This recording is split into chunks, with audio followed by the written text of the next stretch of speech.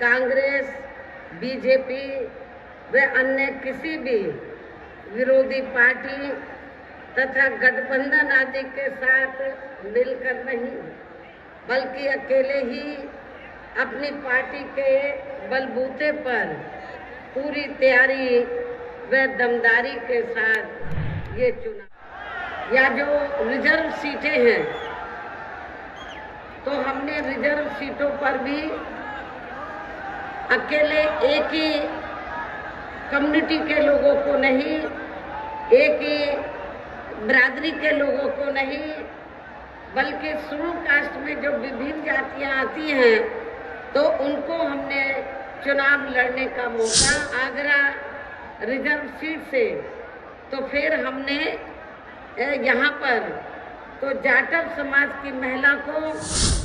छोटे बड़े पदाधिकारी एवं कार्यकर्तागण, आज आप लोग देश में व यहाँ आपके उत्तर प्रदेश स्टेट में भी लोकसभा के लिए हो रहे आम चुनाव में अपनी पार्टी के उम्मीदवारों के समर्थन में मुझे सुनने के लिए यहाँ इकट्ठा हुए हैं, तो उसके लिए मैं आप सभी लोगों का हार्दिक दिल से आभार प्रकट करती हूँ। वैसे आप लोगों को ये मालूम है कि हमारी पार्टी कांग्रेस, बीजेपी व अन्य किसी भी विरोधी पार्टी तथा गठबंधन आदि के साथ मिलकर नहीं, बल्कि अकेले ही अपनी पार्टी के बलबूते पर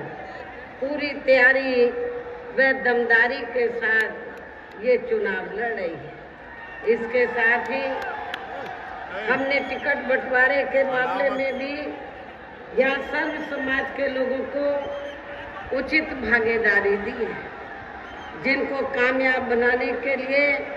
अपनी पार्टी के लोग पूरे जी जान से लगे हैं। इस संबंध में यहाँ मैं ये भी कहना चाहूँगी कि हमारी पार्टी ने इस चुनाव में भी सर्व समाज के लोगों को टिकट बंटवारे के मामले में या देने के मामले में हमने उचित भागीदारी दी है। खासकर जो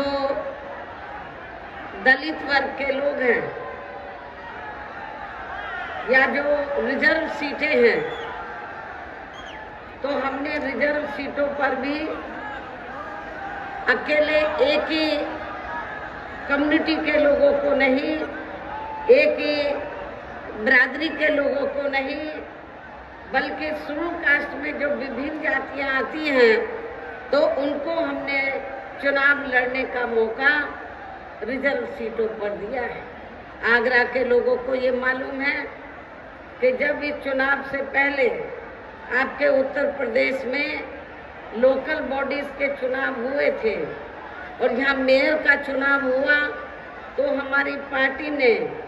अनुसूचित जाति में से एक वाल्मीकि समाज की महिला को मेयर के लिए चुनाव के मैदान में उतारा था। और आपकी ये आगरा रिजर्व सीट है, तो आगरा रिजर्व सीट से तो फिर हमने यहाँ पर तो जाटव समाज की महिला को चुनाव के मैदान में उतारा है। इसके नज़दीकी ज़्यादा दूर नहीं है, हाथरस लोकसभा की सीट है, तो वहाँ हमने धनगर समाज को जो अनुसूचित जाति में आते उनको भी चुनाव के मैदान में उतारा है। आपके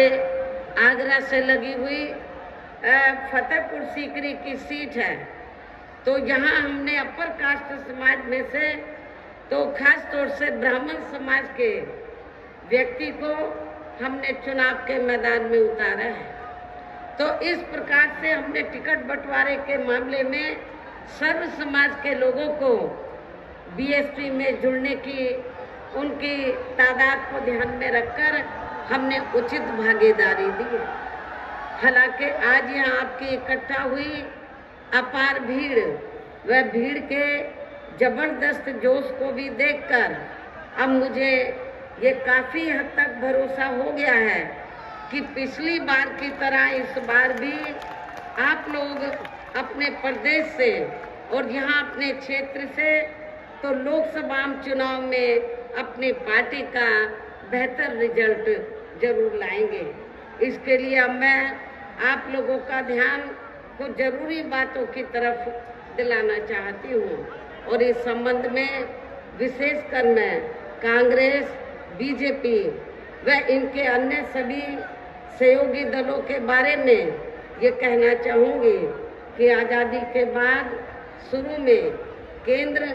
व देश के काफ़ी राज्यों में भी ज़्यादातर सत्ता यहाँ कांग्रेस पार्टी के ही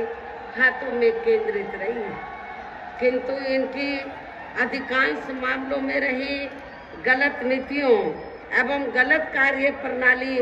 आदि की वजह से ही फिर इस पार्टी को यानी कि कांग्रेस पार्टी को केंद्र व काफ़ी राज्यों की भी सत्ता से बाहर होना पड़ा है तथा यही स्थिति इनकी सहयोगी पार्टियों की भी बनी रही है, जिसके कारण ही फिर पिछले कई वर्षों से भारतीय जनता पार्टी व इनके सहयोगी दल केंद्र एवं काफ़ी राज्यों की भी सत्ता में काबिज हो गए हैं, लेकिन इनकी भी ज़्यादातर रही जातिवादी, पूंजीवादी, संकीर्ण, सांप्रदायिक व द्वेषपूर्ण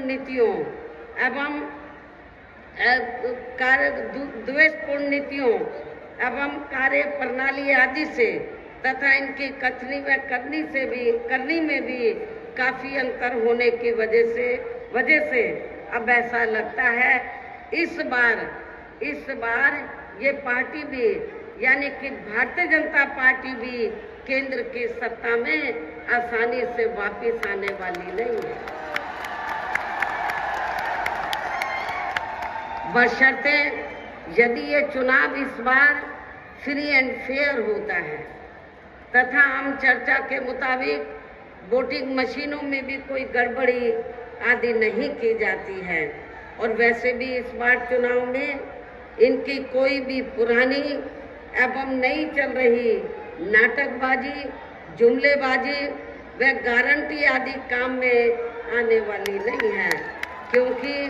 अब देश की जनता काफ़ी हद तक इस बात को समझ चुकी है कि इनकी पार्टी ने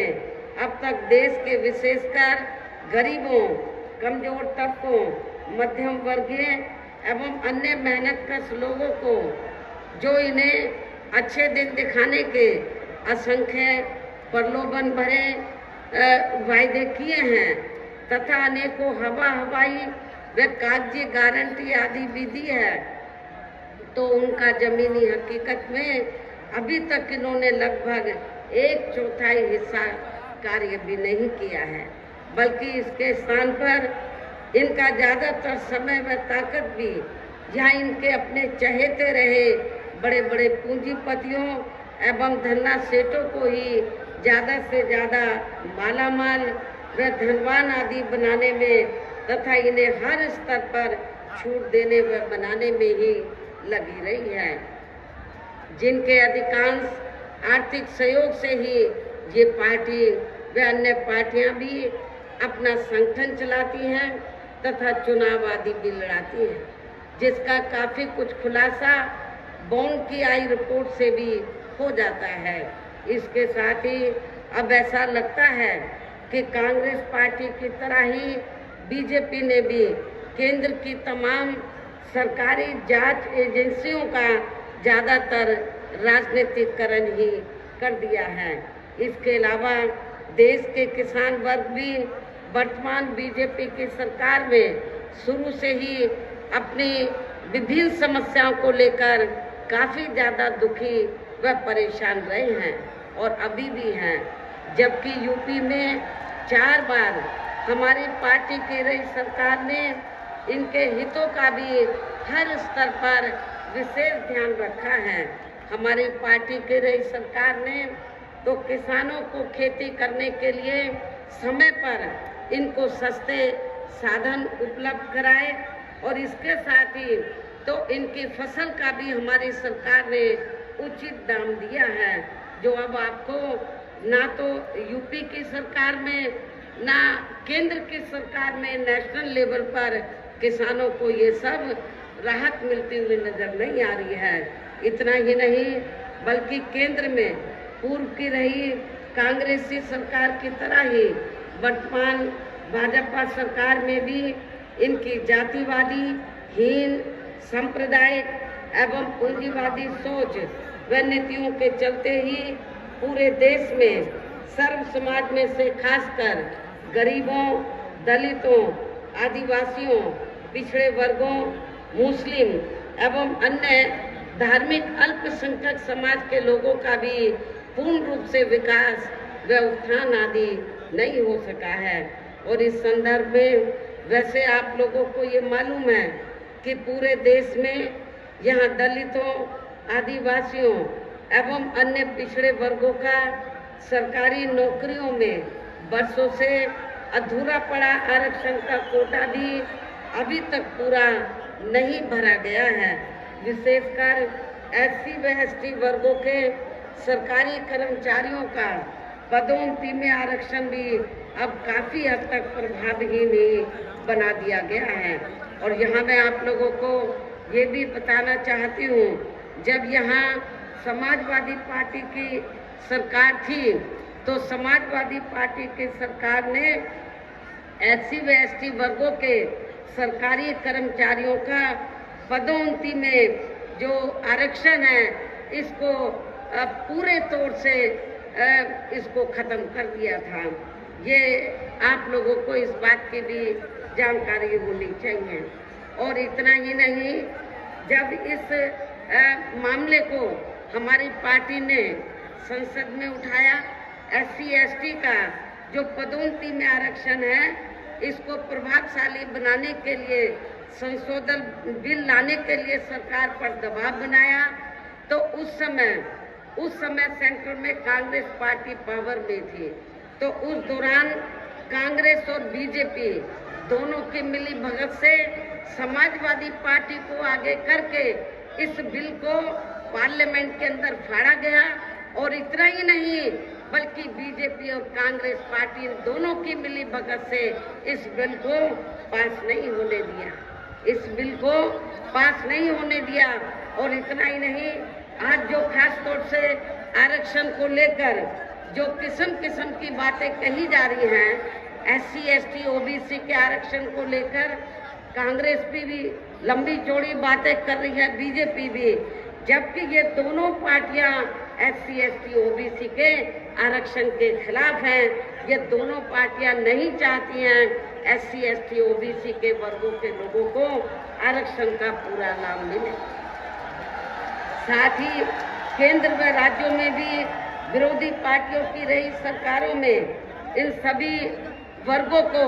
प्राइवेट सेक्टर में आरक्षण दिए जाने की व्यवस्था किए बिना ही इनकी सरकारों के ज्यादातर सरकारी कार्य अब प्राइवेट सेक्टर के जरिए ही इनके बड़े बड़े पूंजीपतियों व धन्ना सेठों आदि को ही दिए जाने के कारण अब इनको पूरे देश में आरक्षण का बहुत कम ही लाभ मिल पा रहा है। इसी प्रकार इनका अन्य और मामलों में भी शोषण व उत्पीड़न आदि होना अभी तक भी बंद नहीं हुआ है। इसके साथ साथ मुस्लिम व अन्य धार्मिक अल्पसंख्यक समाज के लोगों की भी हालत हर स्तर पर यह काफी ज्यादा खराब व दयनीय ही बनी हुई है। इतना ही नहीं बल्कि पिछले कुछ वर्षों से केंद्र व अधिकांश राज्यों में भी बीजेपी व RSS की सरकारों के चलते हुए अब इनका विकास व उत्थान आदि होना भी काफी हद तक बंदशाही हो गया है। आए दिन इन पर खासकर आए दिन मुस्लिम व अन्य धार्मिक अल्पसंख्यक समाज के लोगों पर खासकर हिंदुत्व की आड़ में हो रही जनजाति भी यहाँ काफी ज्यादा चरम सीमा पर पहुंच चुकी है। इसके साथ साथ अपर कास्ट समाज में से विशेषकर गरीब लोगों की भी हालत हमें कोई खास अच्छी नजर नहीं आती है। कहने का तात्पर्य ये है कि चाहे वीकर सेक्शन के लोग हैं या माइनॉरिटीज के लोग हैं, अपर कास्ट समाज के लोग हैं, ये सभी लोग हमें काफी दुखी व परेशान नजर आते हैं। हर मामले में व हर स्तर पर हमें काफी दुखी व परेशान नजर आते हैं। इनके गलत कृषि नीतियों के कारण किसान वर्ग भी आए दिन आंदोलित ही रहता है। साथ ही इनकी गलत आर्थिक नीतियों की वजह से देश की अर्थव्यवस्था पर भी इसका काफी बुरा प्रभाव पड़ा है, जिससे यहाँ विशेषकर छोटे एवं मध्यम वर्गीय व्यापारी वर्ग भी काफी ज्यादा दुखी व परेशान हैं। और अब केंद्र में पूर्व की रही सरकारों की तरह ही वर्तमान भाजपा सरकार में भी यहाँ पूरे देश में गरीबी, बेरोजगारी एवं महंगाई आदि भी लगातार काफी ज्यादा बढ़ रही है। देश में हर स्तर पर फैला भ्रष्टाचार भी अभी तक खत्म नहीं हुआ है। साथ ही अपने देश की सीमाएं भी अभी तक पूरे तौर से सुरक्षित नहीं है। ये भी बड़ी चिंता की बात है। ऐसे में अब आप लोगों को देश में हो रहे लोकसभा आम चुनाव में बीजेपी, आप लोगों को आम चुनाव में कांग्रेस, बीजेपी व इनके सहयोगी पार्टियों को भी केंद्र की सत्ता में आने से जरूर रोकना है, जिनकी गलत नीतियों व गलत कार्य प्रणाली आदि को आप लोग काफी हद तक आजमा भी चुके हैं। ऐसी स्थिति में अब ये विरोधी पार्टियां इस चुनाव में भी किस्म किस्म के साम दाम दंड भेद आदि अनेकों हथकंडे इस्तेमाल करके केंद्र की सत्ता में आने की भी पूरी कोशिश में लगे हैं, जिनसे अपनी पार्टी के लोगों को हर स्तर पर काफी ज्यादा सावधान रहना है। और इस मामले में विरोधी पार्टियां अपने अपने पक्ष में हवा बनाने के लिए खासकर मीडिया, ओपिनियन पोल व सर्वे आदि का जो बड़े पैमाने पर इस्तेमाल कर रही हैं, तो उससे भी अपनी पार्टी के लोगों को बिल्कुल भी गुमराह नहीं होना है। इसके साथ ही विरोधी पार्टियों के विभिन्न रूपों में जारी किए गए इनके हवाई व प्रलोभन भरे चुनावी घोषणा पत्रों एवं वायदों आदि के बहकावे में भी अपनी पार्टी के लोगों को कतई नहीं आना है, जिन्हें ये पार्टियां चुनाव खत्म होने के बाद ज़्यादातर अमल में नहीं लाती हैं। और अब जिन पर से देश की जनता का अधिकांश विश्वास ही उठ गया है, यही खास वजह है कि हमारी पार्टी किसी भी चुनाव में अपनी पार्टी का कोई भी चुनावी घोषणा पत्र आदि जारी नहीं करती है। वैसे भी हमारी पार्टी किसी भी मामले में कहने में बहुत कम बल्कि कार्य करके दिखाने में ही ज़्यादा विश्वास रखती है। और इस बात का सबसे बड़ा सबूत ये है कि उत्तर प्रदेश में 4 बार हमारी पार्टी के नेतृत्व में रही सरकार ने चुनाव में अपनी पार्टी के बिना कोई जारी किए गए चुनावी घोषणा पत्र के ही प्रदेश व आम जनहित में काफी कुछ ऐतिहासिक कार्य करके दिखाए हैं, जिनकी अब देश में अधिकांश पार्टियों की सरकारें काफी नकल भी कर रही हैं। जबकि इस मामले में हमारी पार्टी का ये कहना है कि यदि इन पार्टियों के स्थान पर केंद्र में हमें अपनी पार्टी की सरकार बनाने का मौका मिलता है, तो तब फिर हमारी पार्टी की बनी सरकार केंद्र में यहाँ अब तक रही सभी विरोधी पार्टियों की सरकारों की तरह केवल हवाई व कागजी कार्य आदि नहीं करेगी, बल्कि उत्तर प्रदेश की तरह ही जमीनी हकीकत में ठोस कार्य करके दिखाएगी। और इस संदर्भ में खासकर मैं ये कहना चाहूँगी, केंद्र द्वारा देश में पिछले कुछ समय से अति गरीब परिवारों को अस्थायी तौर पर फ्री में जो थोड़ी सी खाद्य सामग्री दी जा रही है तो उससे इनका स्थायी तौर पर भला होने वाला नहीं है। और आप लोगों को ये मालूम है कि जब यहाँ असेंबली का चुनाव हुआ तो असेंबली के चुनाव में भी और अब लोकसभा चुनाव में भी पूरे देश के अंदर तो जो सर्व समाज में से जो गरीब लोग हैं जिनको इन्होंने फ्री में थोड़ा राशन आदि दिया है,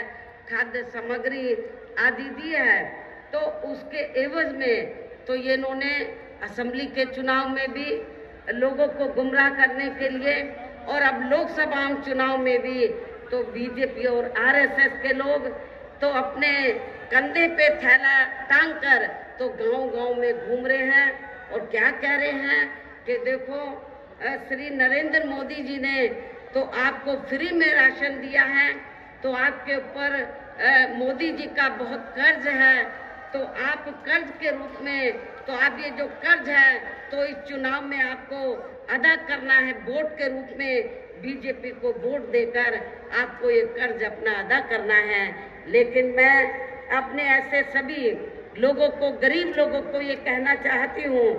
कि वर्तमान में केंद्र की जो भाजपा सरकार ने जो गरीब लोगों को थोड़ा जो फ्री में राशन आदि दिया है तो ये कोई बीजेपी ने अपनी जेब से नहीं दिया है, श्री नरेंद्र मोदी जी ने अपनी जेब से नहीं दिया है, बल्कि आप लोग जो यूपी गवर्नमेंट को या केंद्र की सरकार को जो भी टैक्स देते हैं उस टैक्स के पैसे से, टैक्स तो आपका है, टैक्स जनता देती है, तो जो पैसा आप लोग टैक्स के रूप में देते हैं उस पैसे से ये राशन दिया जा रहा है। इसमें बीजेपी का कोई एहसान नहीं है और ना ही श्री नरेंद्र मोदी जी का इनका कोई एहसान नहीं है, कोई कर्ज नहीं है। आप लोगों का ये पैसा है, आप लोगों ने टैक्स के रूप में इसको दिया, तो इसलिए आप लोगों को ये नहीं सोचना है कि हमने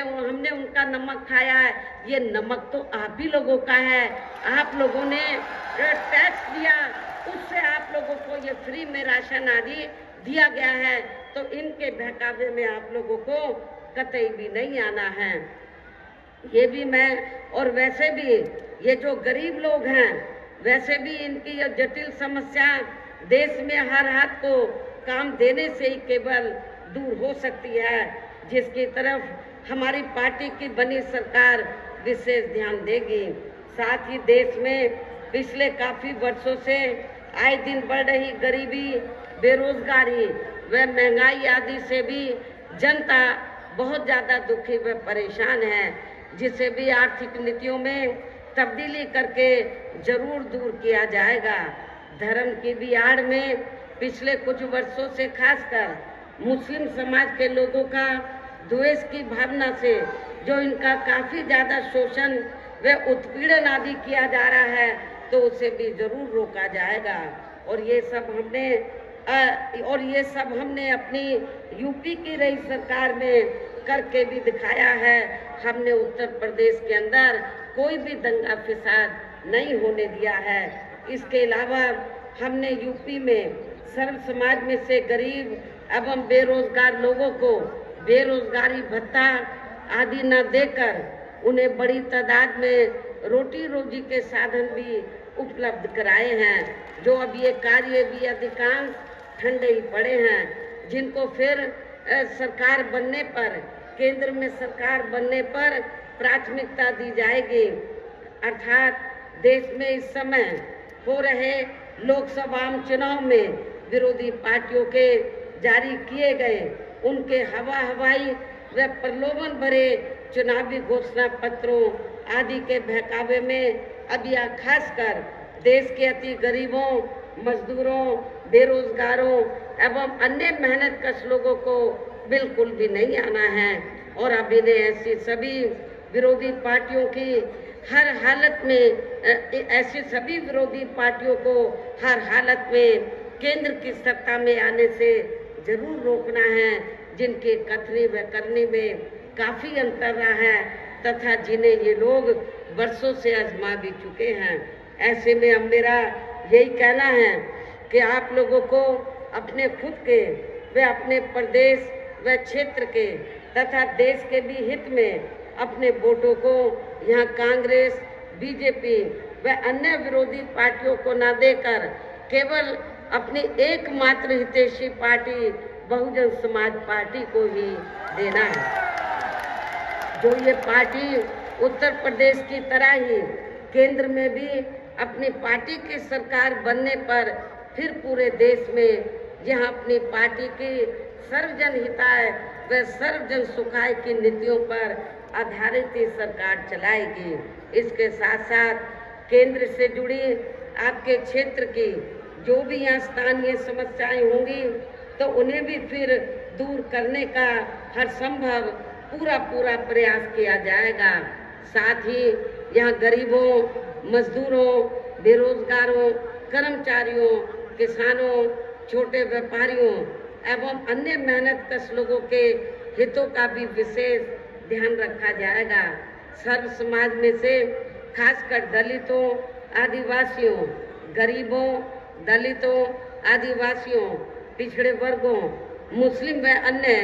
धार्मिक अल्पसंख्यक समाज के लोगों के विकास एवं उत्थान के साथ साथ हर स्तर पर इनकी सुरक्षा आदि के लिए भी सख्त कदम उठाए जाएंगे। और तभी फिर यहाँ वास्तव में अपने देश के महान संतों, गुरुओं व महापुरुषों में भी विशेषकर महात्मा ज्योतिबा फूले, छत्रपति शाहू जी महाराज, श्री नारायणा गुरु, बाबा साहब डॉक्टर भीमराव अंबेडकर एवं मान्यवर श्री काशीराम जी आदि का अधूरा सपना जरूर साकार हो सकता है, जिनको यूपी में हमारी पार्टी की रही सरकार द्वारा हर स्तर पर पूरा आदर सम्मान दिया गया है। इन्हीं खास बातों के साथ ही अब मेरा देश व आपके स्टेट के भी हित में, आपके क्षेत्र के भी हित में यही कहना है कि हमारी पार्टी ने यहाँ जिनको भी चुनाव के मैदान में उतारा है, जो आपके सामने या मंच पर भी मौजूद हैं, तो उन्हें आपको जरूर कामयाब बनाना है, जिसके लिए यह पार्टी के सभी स्तर के छोटे बड़े पदाधिकारी एवं कार्यकर्तागण आदि पूरे जी जान से लगे हैं। और अब अंत में मेरा यही कहना है कि आप लोगों को वोट पड़ने वाले दिन यहाँ बीएसपी के अपने सभी लोकसभा उम्मीदवारों को, अर्थात आगरा जो सुरक्षित लोकसभा की सीट है, यहाँ से हमने श्रीमती पूजा अमरोही को चुनाव के मैदान में उतारा है।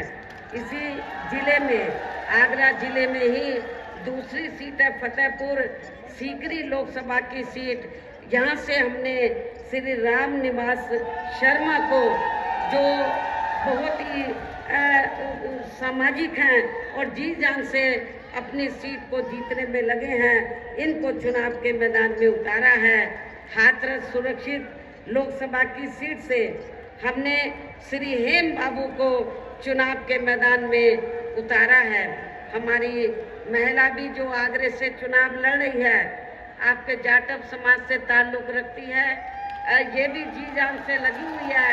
तो इनको भी जिताकर आप लोग इनका हौसला जरूर बढ़ाएं। और अपने जो ब्राह्मण समाज से, धनगर समाज से जो भी हमारे उम्मीदवार यहाँ चुनाव के मैदान में हैं, इनको आप लोग जरूर कामयाब बनाएं। और इनको कामयाब बनाने के लिए आप लोगों को ये मालूम है कि हमारी पार्टी का चुनाव चिन्ह क्या है, हाथी। आप लोगों को बहुजन समाज पार्टी का जो चुनाव चिन्ह हाथी है, हाथी चुनाव चिन्ह के सामने वाले बटन को दबाकर आप लोगों को अपनी पार्टी के इन तीनों प्रत्याशियों को रिकॉर्ड तोड़ वोटों के अंतर से जरूर विजयी बनाना है। इनको पार्लियामेंट में जिताकर जरूर भेजना है। इस खास अपील के साथ ही अब मैं अपनी बात यही समाप्त करती हूँ। जय भीम, जय भारत।